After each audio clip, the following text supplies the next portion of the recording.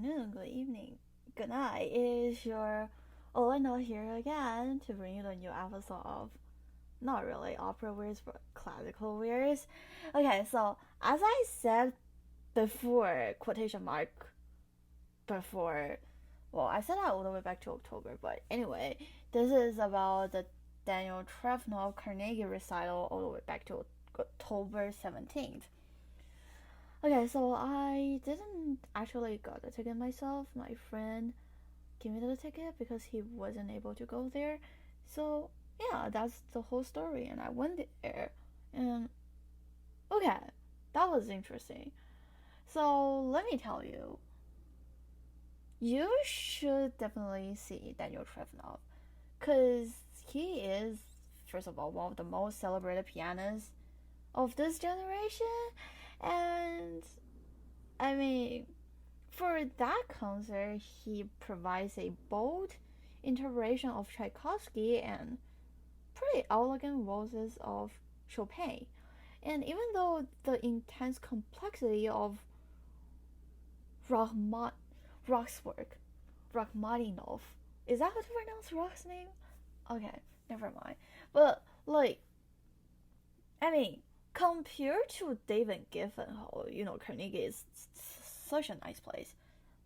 So, yeah, I'm very glad that he's not playing with the New York Philharmonic, but rather at Carnegie doing his solo recital. Because, okay, I have so many complaints to say about New York Philharmonic and David Giffen, but since it's about Daniel Trifonov, I won't go that deep into it.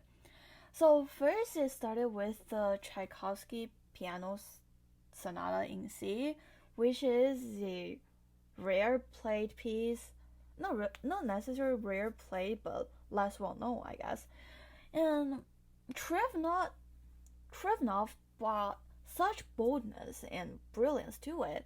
I was completely taken back by his fluent and command over the complex works. The sonata is loaded with passion and bombast.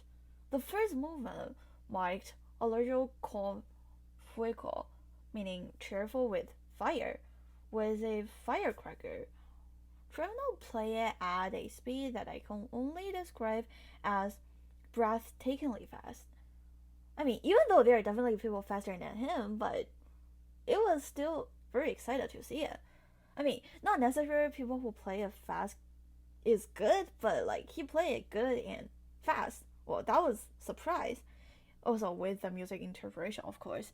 And even more than so, the typical interpretation I ever heard on Pass.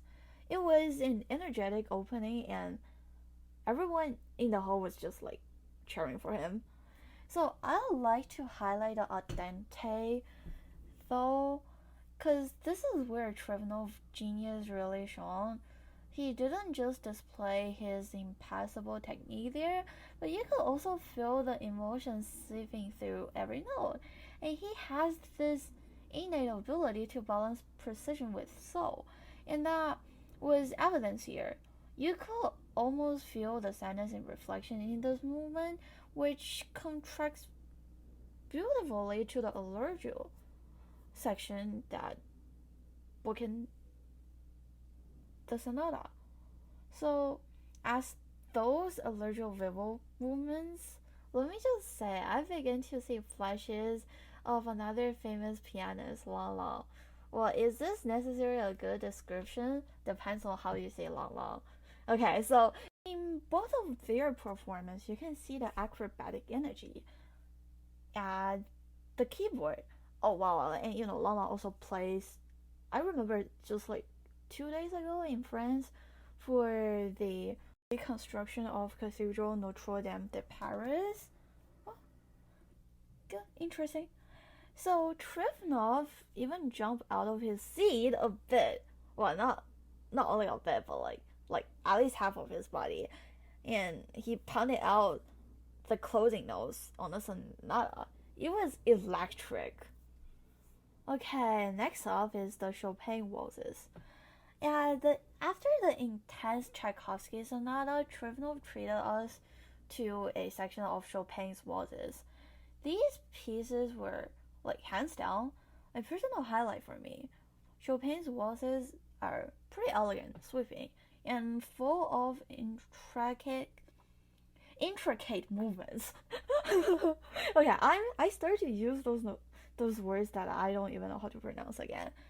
And Trifonov brought them to life in a way that I didn't quite expect. So now we all know that Chopin's waltzes have this signature left-hand accompaniment that dances under a free-flowing melody in the right hand. Well, I wish I can play piano, but Trifonov handled this perfectly. His left hand provided the rhythmic and dynamical heartbeat of the waltz, but it never overshadowed the melody. It was delicate, graceful, and full of life. So his interpretation had a lightness to it, like his hands were flying across the keys, and you could see the joy of he found in each phrase. So honestly, after hearing all these, I was left wishing he could play Chopin's Waltzes 69, which is one of my personal favorite. But still, his selection felt complete, and each was like his own little story. Trifonov's ability to create a waltzing atmosphere is almost unparalleled.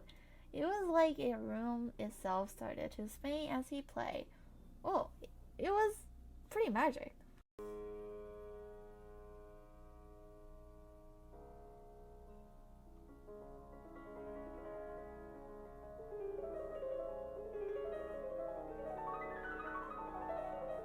This is the Chopin's Fantasy, a C sharp minor played by Trifonov like 7 years ago, which it is a video on YouTube, and I'll also include a link in the description. You can see his fingers flying on the keyboard. Oh, that was interesting. And okay, is the third piece is Rock's variation on the theme of Caroli, and okay, this is the one that I am really excited for since I actually like Rock. He is one of my favorite composers of all time. I know some people have been saying his piano concerto 2 and 3 is overplayed, but I still found much fun of it.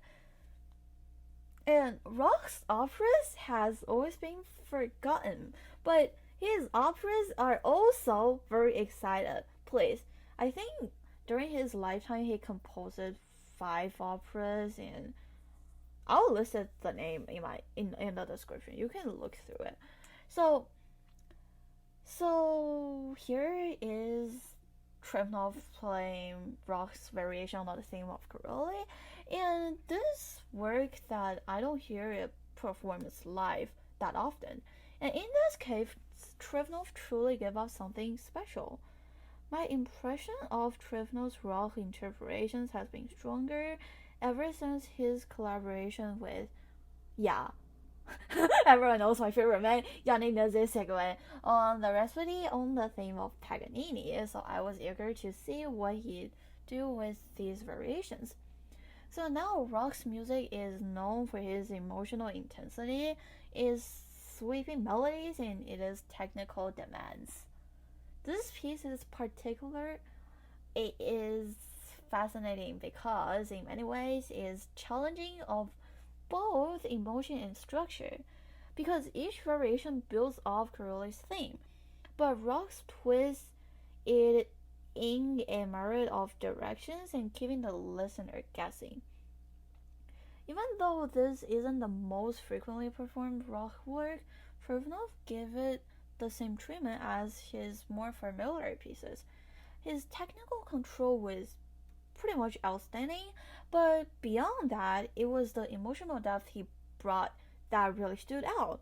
You can feel the sense of yearning in his playing, a kind of melancholy that Rock infused into so much of his music.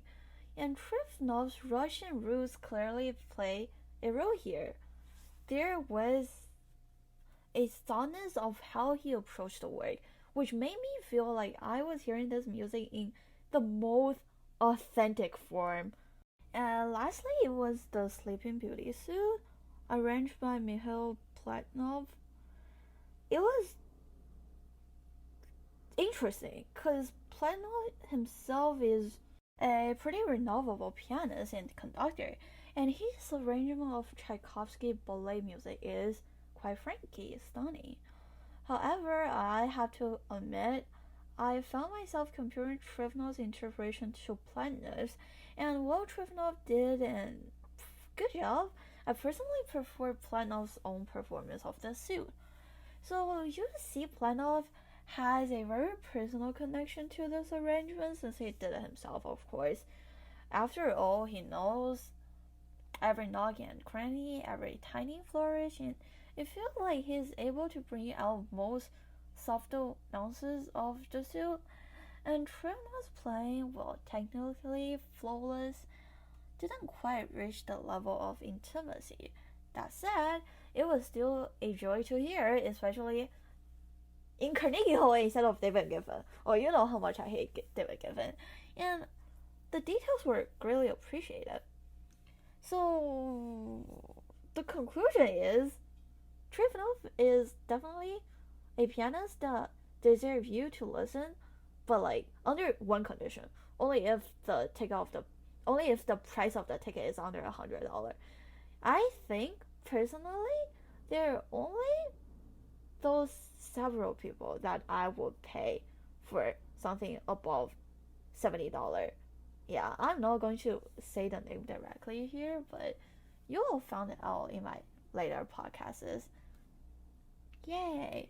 So I hope you enjoy this episode, even though it is another freelance episode. And the only I had this idea of not recording this, but at the end, since I think I promised that I would do this, so I did it. But thank you so much for listening to this podcast. And as always, if you have any questions, concerns, or opinions on what I said, please just contact me at olindatang@gmail.com. It is AULINDATANG@gmail.com. Thank you so much for listening, and see you in my next episode. It will most likely be about Vincent Lim or what? Wait, let me check. Or Strauss opera that's going to be presented at the stage of Met Opera, or no, I don't think I'll do the Magic Flute, but we'll see. So thank you so much for listening, and have a nice day. Have a good evening. And also, I think I'll draw a new cover for my podcast. So if you have any suggestions or opinions, email me or talk to me, please. Thank you.